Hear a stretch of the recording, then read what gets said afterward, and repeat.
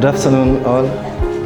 I'm Mohamed Selou from the University of Sierra Leone. I'm presenting on behalf of the Research Methods and Statistics Group. Our set goals after pedagogical intervention: use of technology in teaching and learning, application of learner-centered method, use of innovative assessments. So those were the three set goals that we had after the intervention of pedagogy. Use of technology in teaching and learning. We use use of e-case, e-portfolio, presentations using PowerPoint, use of videos in teaching, use of WhatsApp, use of emails, use of open education resources. So those were the technology we use. We all know exactly that those ones are all related to technology.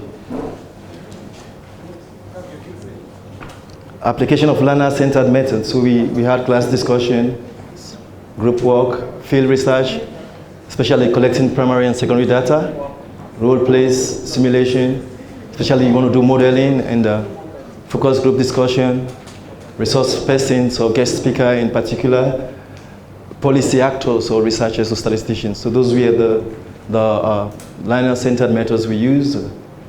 I don't need to talk about all of them. We all know exactly what it entails. And finally, in our goal, we have to use the use of innovative assessments. And personally, I like the way the e-portfolio works, especially when you want to assess. You want to get you always create an area wherein you get the views of the children, the students when they come to your class. You want to know what motivated them, their background, and also you can give assignments. All of that is ways of assessing them. We also did cases, and we have class presentations.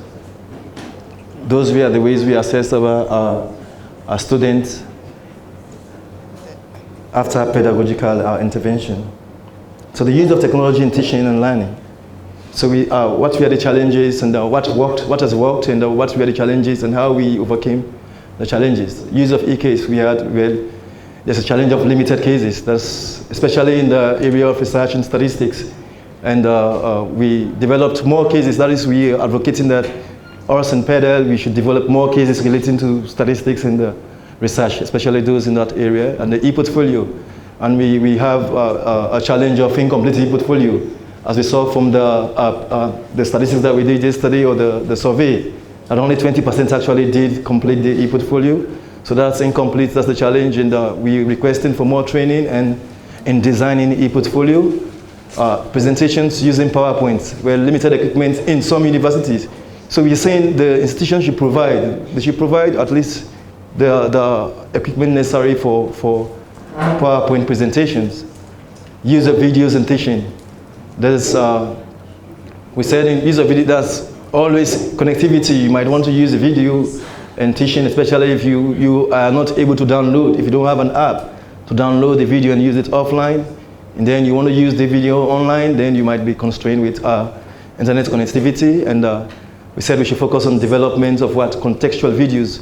Some videos that you take, maybe it's different context, and you want to relate it to the context that is in your domain. So it's difficult to do that.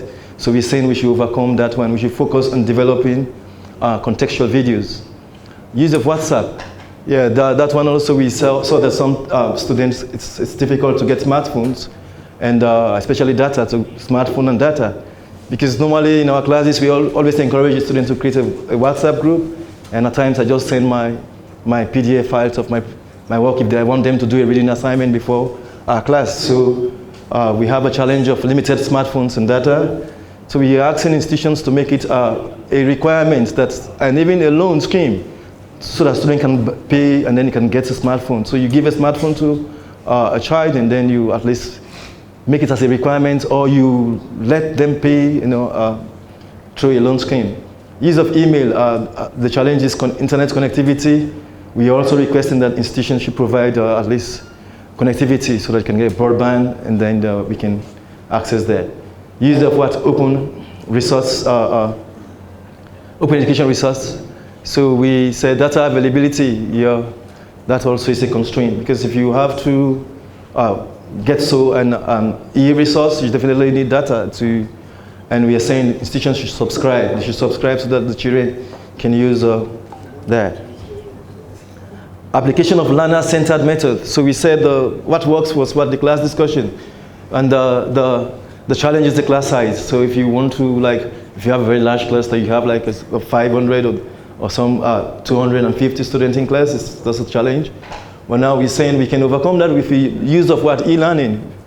E-learning. So if with reference the technology, then if you use e-learning, then more space and then human research. So we're saying, because there are large classes, there's need for classes to be split so that we can get more space, and that's infrastructure, and we can overcome the challenge of large classes and especially class discussion. Group work. We have free riders, they don't want to work. So we're saying it's always a challenge. Some want to rely on others to do the work, and then they can't get the grade easily. So we're saying the presenters must be selected at random, as we saw in the presentation that the last time, that the person that will be presenting must not, you just choose random. You can use random methods of choosing just one person, and then the person is going to present. So if the person is not well prepared, that person will be scored for not doing the good work and not being a part of the group, and his colleagues will blame the person for not working. We have field research, especially primary and secondary data. We said community and institution fatigue. Often when you go to a community, well, last year there was what? Research. What has been the development? What is the change? You're always coming to ask us these things. So and even time, it takes some time for you to do or gather short data. So we're saying we want research among what student institution. So normally for me, I often tell the student, because most of the students that are working, they are working in the civil servant, I said, okay, do something. I can coin my questionnaire in some form, do your research in where you're working, and then if I'm interested in demographic characteristics of the workplace, and then they can do that so that they can come run some simple descriptive statistics of their work. And then role plays, we have role plays, okay. We have simulation, focus group discussion, and then, so there we say come up with what? Good scenario. So especially in simulation role plays, at least you need to design a very good scenario. And those ones are difficult to access. Some role plays wherein you assign role, maybe it's not in line with what, especially in statistics, wherein you or research, assigning role plays to different. So then that's if the scenario is not ideal, it's going to be difficult. So coming up with what? Good simulation also is going to be difficult. And then teachers, we as teachers or lecturers, we should go extra mile to at least formulate a very good and scenario for specialist simulation and role plays. We have also the use of innovative assessment. So the e-portfolio, as we all know, that's an incomplete task, and then we need more training in design. The cases, we have limited cases, and then we should develop more cases with reference to our context. And then class presentation, at least that one is a bit better. We don't have much of it because you have to guide the students at least how you want them to present, as the case may be.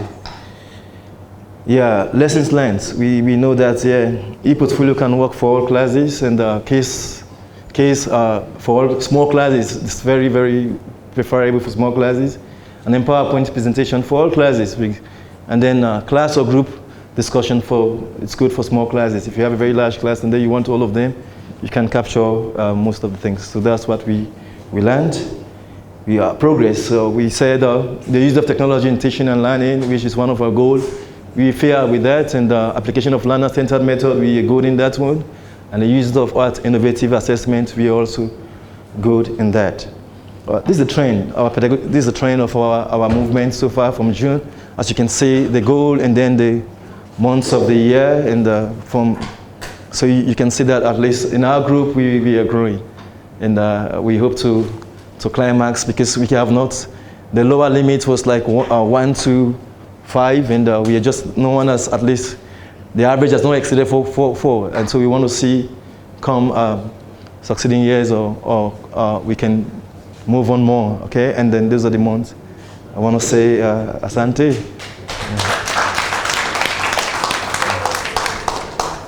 Thank you so much, Research Methods Group. Any quick comments, feedback? I saw the trend analysis. I begin to wonder where the database, baseline data for which this was established. So it looks like a data mining thing. It's good. And I want Pedal to take cognizance of this so that since the program is ongoing, so when we go back home, we should try to see that, yes, we qualify these things for future analysis. So we don't just come here and just... Thank you.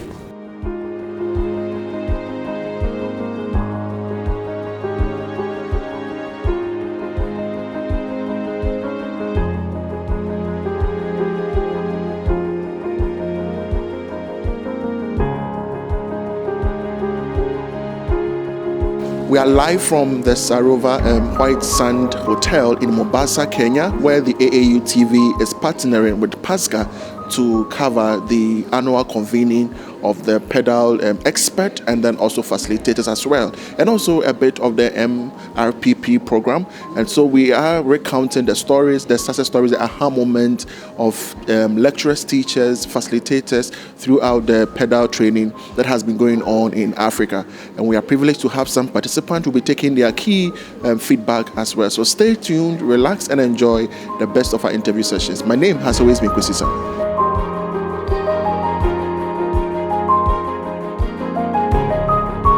Okay, I'm Remi Ayede.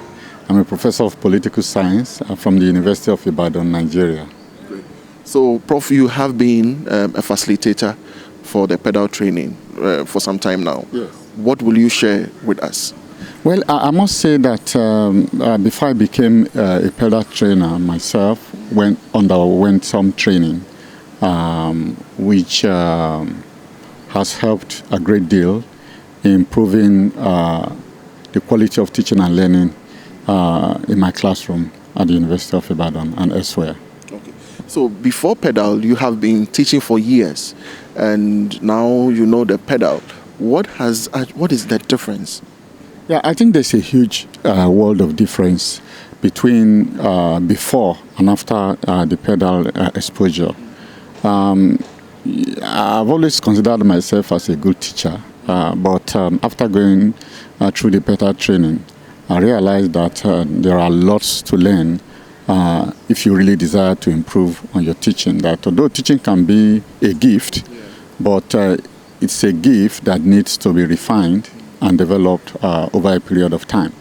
And the interesting part is that teaching as an art and teaching as a science has moved a great deal in terms of innovation, in terms of the evolution of new strategies, new methods, and the redefining even the essence and goal of teaching and learning.